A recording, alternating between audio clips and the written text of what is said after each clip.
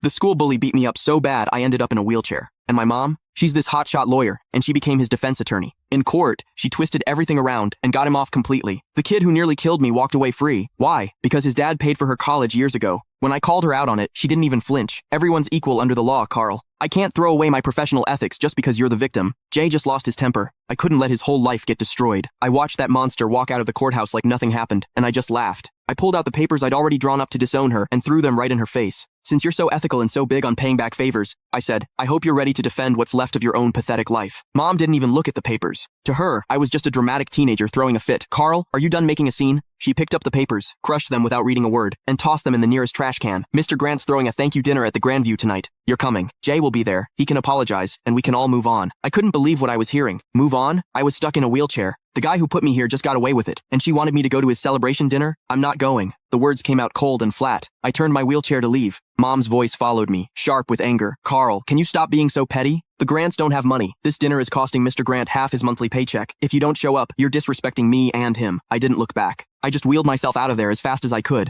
getting away from that suffocating courthouse. Outside, the bright sun made me dizzy. Dad's car was parked at the curb. He saw me and rushed over, looking nervous and worried. Carl, what happened? Did they convict him? Looking at this man, who's been a doormat his whole life, I felt completely helpless. He got off. Not guilty. Dad just stood there with his mouth hanging open. How could? Your mom said it was just a formality. She said she'd get Jay a suspended sentence at most. How did he get acquitted? I laughed bitterly. Dad, your wife is a star lawyer. When she wants someone to walk, they walk. Even if that person broke her own son's leg. Dad wrung his hands, clearly stressed. But she must have her reasons. That Mr. Grant guy really did help her. Stop. I cut him off. Take me to the hospital. I'm not going home. Dad hesitated, glancing back at the courthouse. Well, your mom just texted. She says we need to go straight to the Grandview. She said if we don't show, she'll cancel my credit card. I looked at him, 50 years old, and he lives like a dog. Mom controls every penny. He doesn't even dare talk back to her. Then you go. I pulled out my phone and called a wheelchair-accessible Uber. I'll get there myself. Carl, don't do this. Dad reached for me, but I pushed his hand away. Dad, if you still think of me as your son, don't go to that dinner. If you go, don't bother visiting me again. The car showed up. The driver helped me in.